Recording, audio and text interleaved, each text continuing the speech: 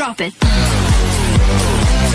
Pembahasan pertama tentang konsep mengajar daring dan luring menggunakan teknologi dalam pendidikan agama Islam. Salah satu upaya pemerintah dalam mencegah penularan yakni dengan mengubah atau mengalihkan sistem pembelajaran dalam menggunakan sistem pembelajaran jarak jauh. Sistem pembelajaran jarak jauh ini terbagi menjadi dua pembelajaran. Yang pertama yaitu sistem pembelajaran luring atau dimaksud dengan luar jaringan, dan yang kedua adalah sistem pembelajaran daring, yaitu sistem pembelajaran dalam jaringan. Contohnya sistem pembelajaran luring luar jaringan seperti sekolah atau guru meminjamkan buku kepada peserta didik. Sedangkan contoh sistem pembelajaran daring yaitu dalam jaringan, contohnya seperti guru dan murid menggunakan aplikasi tertentu seperti aplikasi Zoom, aplikasi Google Meet, atau aplikasi-aplikasi lainnya seperti aplikasi Classroom. Tentu dalam sistem pembelajaran jarak jauh ini sangatlah bertantangan besar bagi seluruh pelaku pendidikan, baik itu pendidik, baik itu peserta didik, bahkan wali peserta didik. Khususnya bagi pendidik atau yang disebut pengajar, guru. Nah, sangat bertantangan besar karena pengajar harus lebih efektif dalam menyampaikan pembelajarannya kepada peserta didik. Serta wali murid juga, wali peserta didik juga harus lebih bisa membimbing peserta didik dalam melaksanakan sistem pembelajaran jarak jauh, baik itu menggunakan sistem pembelajaran luring maupun sistem pembelajaran daring. Dalam sistem pembelajaran jarak jauh ini, kalau hanya menggunakan sistem pembelajaran luring yaitu luar jaringan seperti buku dari sekolah, itu sangat tidak memadai karena dalam materi pembelajaran di sekolah, khususnya materi pembelajaran pendidikan agama Islam, tidak hanya terpaku pada materi. Jadi dalam sistem pembelajaran juga ada yang namanya praktek. Contohnya seperti dalam mata pelajaran fikih. Dalam mata pelajaran fikih terdapat praktek bagaimana cara berwudu, bagaimana cara bertayamum, dan bagaimana cara sholat. Nah, maka dari itu peserta didik harus menggunakan praktek, karena peserta didik tidak hanya dalam berwudu tidak hanya bisa bagaimana niat, bagaimana rukun, tapi harus tahu bagaimana tata cara berwudu dengan benar, tata cara sholat dengan benar, dan tata cara bertayamum dengan benar. Maka dari itu dibutuhkan sistem pembelajaran yang kedua, yaitu sistem pembelajaran daring, itu dalam jaringan. Karena dalam sistem pembelajaran ini pengajar mampu atau bisa mengirim video bagaimana tata cara berwudu dengan baik kepada peserta didik, dan juga peserta didik bisa dibimbing oleh wali peserta didik, wali murid tersebut bagaimana cara berwudu dengan baik. Jadi peserta pendidik, pelaku semua pendidik juga berperan dalam sistem pembelajaran jarak jauh ini. Seperti wali murid harus membimbing peserta didik atau anaknya bagaimana cara agar peserta didik mampu memahami apa yang diberikan oleh pengajar kepada peserta didik. E-learning atau daring. Menurut Koran 2002, e-learning sebagai sembarang pengajaran dan pembelajaran yang menggunakan rangkaian elektronik atau LAN, WAN, atau internet untuk menyampaikan isi pembelajaran, interaksi, atau bimbingan. Menurut Harley, bahwa e-learning atau daring merupakan suatu jenis belajar mengajar yang memungkinkan tersampaikannya bahan ajar atau materi ke siswa dengan menggunakan media internet, intranet, atau media jaringan komputer yang lainnya. Rosenberg menekankan bahwa e-learning merujuk pada penggunaan teknologi internet untuk mengirimkan serangkaian solusi yang dapat meningkatkan pengetahuan dan keterampilan. E-learning telah mempersingkat waktu pembelajaran dan membuat biaya studi lebih ekonomis. E-learning atau daring mempermudah interaksi antara peserta didik dengan bahan atau materi pelajaran peserta didik dengan guru atau instruktur maupun sesama peserta didik. Peserta didik dapat saling berbagi informasi dan dapat mengakses bahan-bahan belajar setiap saat dan berulang-ulang. Dengan kondisi yang demikian itu, peserta didik dapat lebih memantapkan penguasaannya terhadap materi pembelajaran. Di dalam e-learning yang mengambil peran guru adalah komputer dan panduan-panduan elektronik yang dirancang oleh content writer, desainer e-learning dan pemrogram komputer. Dalam proses daring, maka guru harus kreatif menggunakan teknologi informasi yang sudah tersedia pada saat ini. Guru pendidikan agama Islam harus pandai memanfaatkan aplikasi berbasis video virtual seperti Zoom Meeting ataupun Google Meet. Guru PAI harus bisa membuatkan animasi menarik untuk mencontohkan kepada siswanya mengenai beberapa praktik dalam peribadatan sehingga siswa semangat dalam belajar. Kesemuanya tidak terlepas dari peran ilmu teknologi atau IT. Maka dari itu, guru pendidikan agama Islam harus mampu mengelola aplikasi-aplikasi yang dapat membantu proses belajar mengajar. Sayangnya, untuk saat ini masih banyak guru yang tidak pandai dalam menggunakan ilmu teknologi. Maka dari itu, pemerintah berperan penting untuk membuat bimbingan teknologi atau BIMTEK kepada para guru agar tujuan pembelajaran dapat tercapai dan tidak terhambat. Sehingga, meskipun dari rumah, pengajaran masih bisa dilaksanakan dan beberapa permasalahan pendidikan di masa pandemi seperti ini masih bisa teratasi dengan adanya teknologi. Selanjutnya, C. Kelebihan dan kekurangan daring berdasarkan pengalaman siswa. Peneliti melakukan wawancara kepada subjek penelitian terkait pengalaman mereka tentang kelebihan dan kekurangan pembelajaran berbasis daring. Pengalaman yang dirasakan siswa mengenai kelebihan dan kekurangan daring sangat variatif, di antaranya yaitu 1. Kelebihannya adalah A. Siswa merasa lebih santai dan senang. B. Siswa merasa punya lebih banyak waktu di rumah bersama keluarganya. C. Siswa merasa punya lebih banyak waktu beristirahat dan bersantai. D. Siswa merasa lebih rileks dan tidak tegang. 2. Kekurangannya yaitu A. Siswa merasa boros dikarenakan kuota jadi cepat habis. B. Siswa merasa lebih sulit memahami materi yang disampaikan oleh guru. C. Siswa merasa sedih karena uang jajan yang didapatkan berkurang. D. Siswa merasa kegiatan sosial dengan teman-temannya terhambat. Adapun berikut pandangan siswa terhadap efektivitas pembelajaran berbasis daring. Yang pertama, mayoritas siswa merasa pembelajaran daring dirasa tidak efektif karena dalam praktiknya guru lebih dominan memberikan tugas bukan penjelasan materi.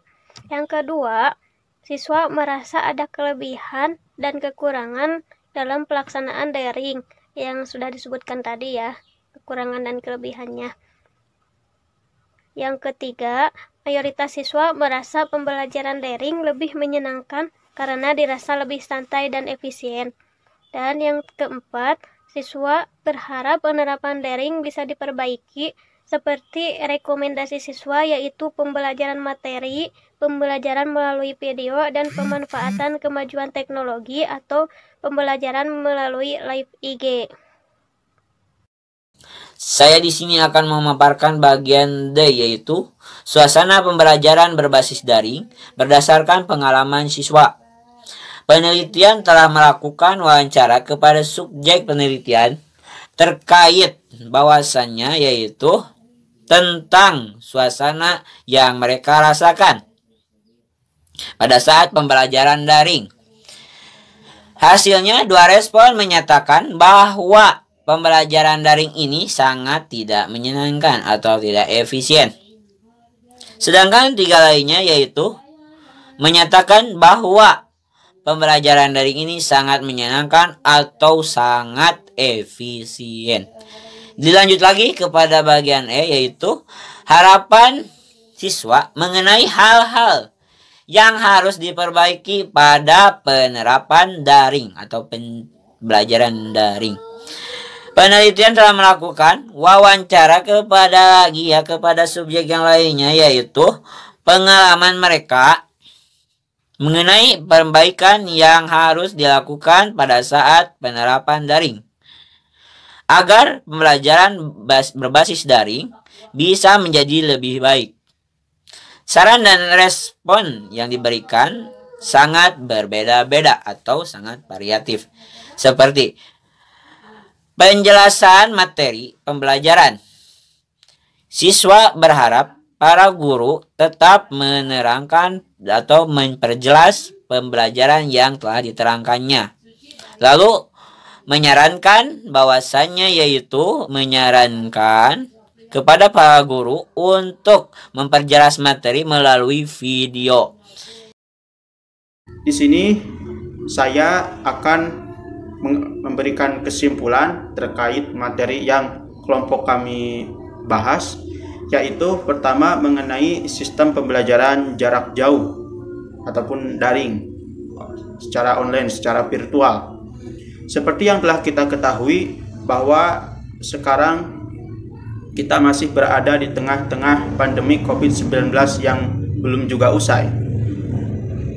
Dampak daripada pandemi COVID-19 ini sangat berpengaruh dalam berbagai lini sektor kehidupan manusia, baik itu dalam hal ekonomi, sosial, politik, budaya, termasuk dalam hal pendidikan. Makanya setiap kegiatan-kegiatan pembelajaran ataupun pendidikan yang dilakukan oleh manusia pun jadi terhambat karena adanya COVID-19 ini. Makanya di sini pemerintah pun menuntut untuk melakukan suatu terobosan baru, model pembelajaran baru, yaitu dengan sistem pembelajaran jarak jauh. Adapun yang dimaksud dengan sistem pembelajaran jarak jauh ataupun e-learning, electronic learning, yaitu merupakan sistem pengajaran ataupun pembelajaran yang menggunakan rangkaian elektronik, menggunakan internet. Nah, itu sekarang sedang dilakukan dalam rangka mengantisipasi penularan COVID-19 di lingkungan pendidikan. Kemudian ada beberapa hal yang memang menjadi kelebihan dan juga kekurangan dalam metode pembelajaran daring ataupun dalam jaringan itu berdasarkan berbagai macam pengalaman siswa itu sendiri. Di antara beberapa kelebihan daripada metode pembelajaran daring ini adalah pertama, siswa merasa lebih santai dan juga senang. Kedua, siswa pun dapat merasa punya lebih banyak waktu beristirahat dan juga bersantai.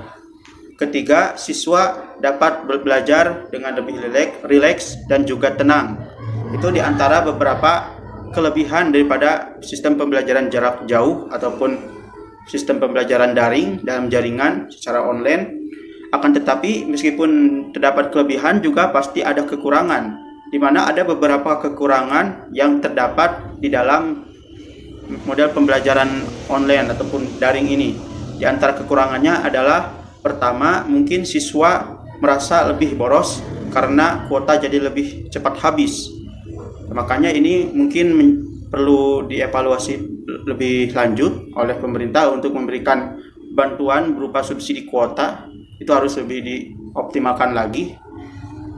Kemudian kekurangan daripada pembelajaran daring ini adalah siswa pun merasa lebih sulit dalam memahami materi yang disampaikan oleh guru, karena ada beberapa kendala mungkin yang di luar kemampuan sehingga siswa pun merasa kesulitan dalam belajar menggunakan sistem daring.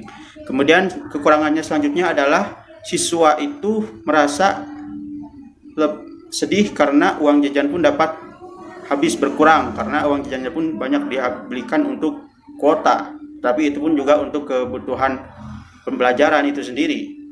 Kemudian kekurangannya yang selanjutnya adalah siswa pun merasa kegiatan sosial dengan teman-temannya pun terhambat. Ya tentu ini merupakan banyak sekali siswa yang mengeluh karena ingin merindukan masa-masa sekolah bersama dengan teman-teman, belajar bersama-sama, dan sekarang pun melalui metode daring itu pembelajaran pun tidak bisa bersama teman-teman seperti biasa, tapi dilakukan dengan bisa bertemu dengan temannya pun di online gitu lewat media sosial.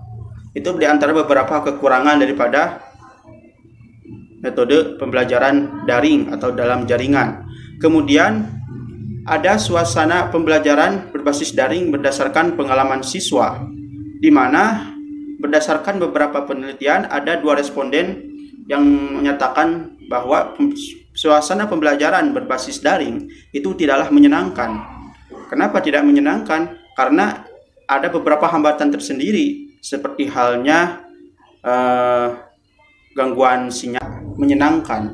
Kenapa menyenangkan? Karena itu siswa pun dapat lebih kreatif lagi dalam penggunaan teknologi.